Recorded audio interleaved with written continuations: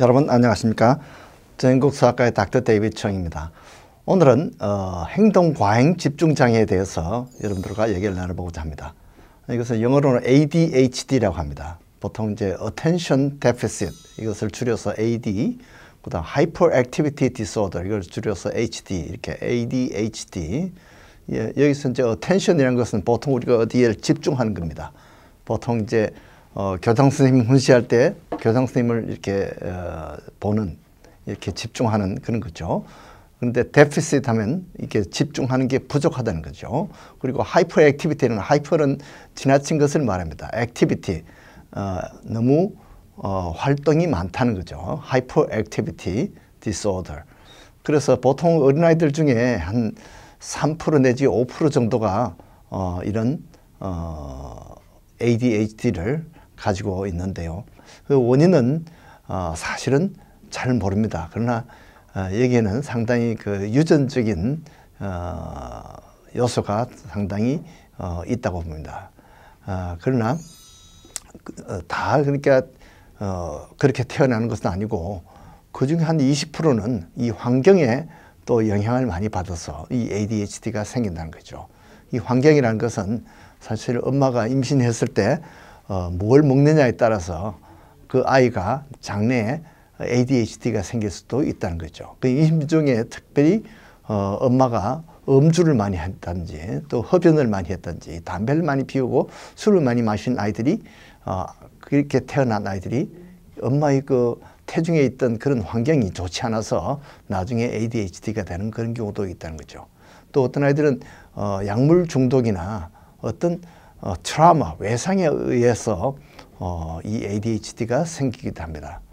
그런데 이 외상이라는 것이 사실은 어디에 꽉 맞아서 그런 것보다도 뭔가 정신적으로 충격을 주는 그런 좋지 않은 독성 환경에서 생길 수도 있는데요. 만약에 납중독이라든지 또는 철분이 결핍하다든지 이런 경우에도 이 ADHD가 생길 수가 있습니다. 어떤 아이들은 뇌염이라는 그런 염증을 앓고 난 다음에 ADHD가 생기는 경우가 있고요. 또 부모나 또는 부모로부터 차일드 어뷰즈를 받아서 이 가정폭력에 의해서 또는 어떤 아이들은 부모가 이혼을 하는 바람에 정신적인 충격을 받아서 ADHD가 생긴 경우도 있습니다. 또 어떤 아이들은 이 포스트 트라우마틱 스트레스 신드롬, 그래서 이 외상 후 스트레스 장애 이런 것과 함께 오는 그런 ADHD도 있습니다. 그러면 내 아이가 ADHD가 있는지 없는지 어떻게 하느냐, 증세를 우리가 이렇게 잘 관찰해 봐야 되는데, 학교 선생님들이 물론 그렇게 지적한 것이 맞을 수도 있고 또 틀릴 수도 있어요. 주로 이제 아이들이 보면 ADHD가 있는 아이들은 유난히 부산합니다. 많이, 다른 아이들은 가만히 앉아서 숙제를 하는데 얘는 가만히 앉아 있을 수가 없어요. 많이 자꾸 움직여야 되고 조금만 앉아있다 또 들썩거리고 또 어디를 갔다 오고 자꾸 이렇게 하죠. 그리고 이 학교에서 이제 수업 시간에 지적을 많이 받습니다.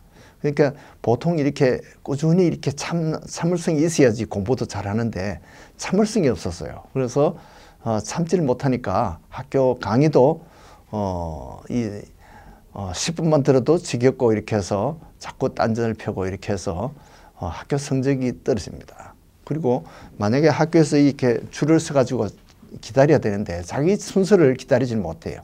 그래서 문제를 일으키는 수도 많이 있습니다. 또 이렇게 같은 시간에 이렇게 홈워크를 내주면 학교에서 또 시험을 친다든지 이럴 경우에 시간이 많이 걸리는데 그 집중을 못해서 끝내지를 못하는 경우가 많습니다. 그래서 이런 아이들은 주의가 산만해요. 그래서 자기가 지금 공부를 하면 그 공부하는데 집중을 해야 되는데 옆에서 개소리가 지으면 거기에 보면 신경이 가고 또 다른 문소리에 가면 또 그 소리에 주의가 그쪽으로 가게 되는 거죠. 그래서 이런 아이들은 집중을 잘 못하고 충동적입니다. 이렇게 하다가 나중에 이제 어른이 돼서 이제 그런 게 없어지는 아이들도 있어요. 어릴 때는 집중하는 법을 모르다가 공부에 취미가 없다가 나중에 이 공부하는 게 이렇게 하면 되는구나 이렇게 하고 아이가 다시 집중을 하는 것을 자기가 터득을 해서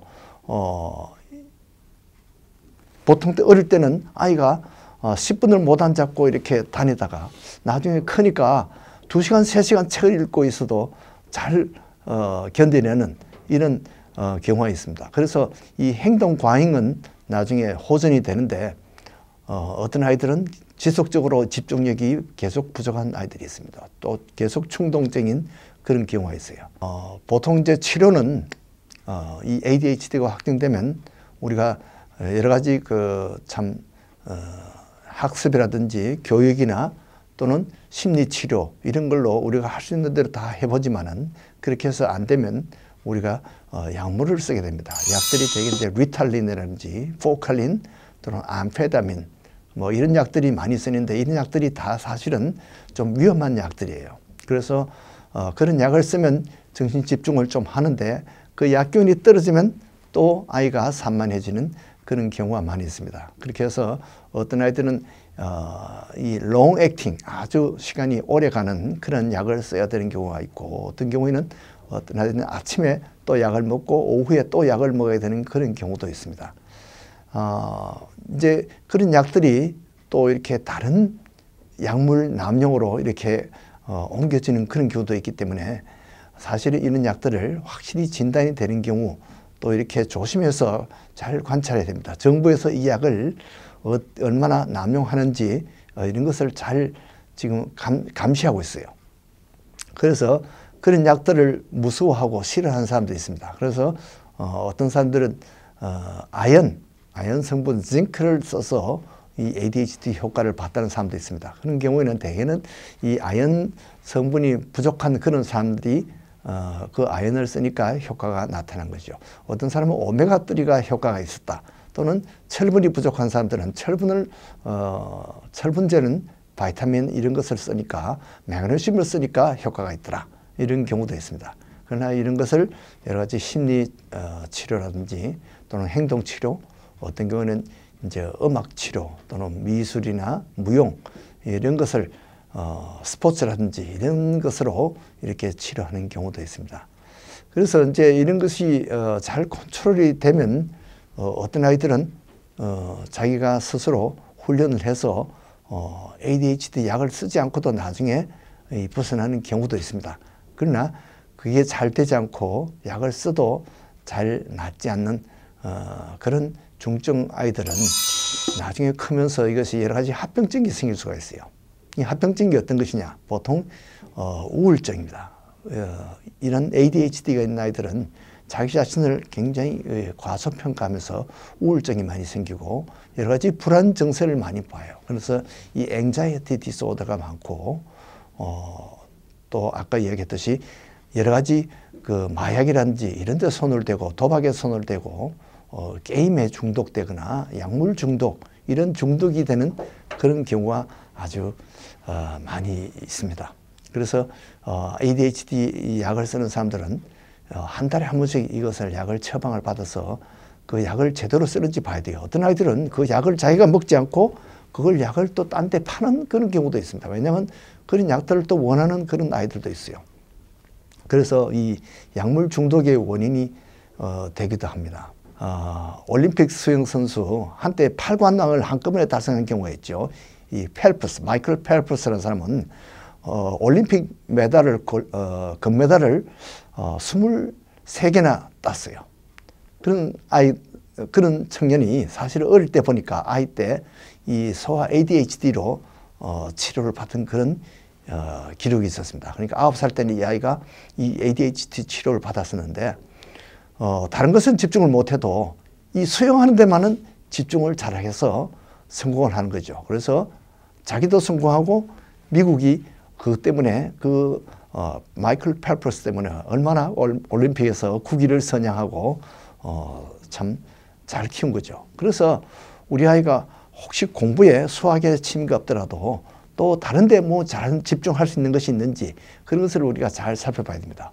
음악에 집중을 잘한다든지 또는 미술에 집중을 한다든지 또는 이 스포츠라든지 이런 데 집중을 잘하면 다른 거 집중을 다 못해도 한 가지만 잘 집중하면 성공적인 삶을 살 수가 있습니다.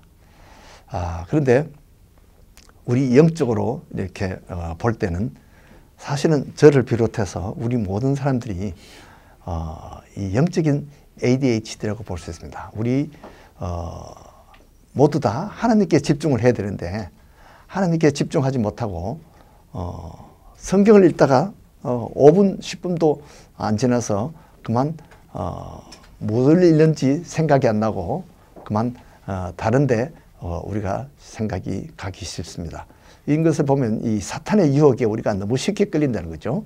그래서 이 성경에 보면 사사기에 보면 한번 하나님이 구원해 주시면 계속 하나님을 잘 섬겨야 되는데 조금만 지나면 또 그 다음에는 다른 우상을 섬기고 이렇게 해서 또 하나님의 징벌을 받는 그런 경우가 있죠. 자, 우리가 영적인 이런 ADHD는 치료가 어떻게 하면 좋을까요? 우리가 예수님께 초점을 맞춰야 됩니다. 그래서 예수님으로부터 멀어지면 다시 회개하고 다시 돌아오면 됩니다. 여러분들 자신을 한번 돌아보시고 우리가 공부하는 데는 집중을 잘하는데 돈 버는 데는 집중을 잘하는데 그러나 혹 우리가 영적인 이런 집중 부족이 있지 않는가 이런 것을 여러분들이 살펴보시고 영육간에 축복받는 여러분들 되기를 바랍니다. 안녕히 계십시오.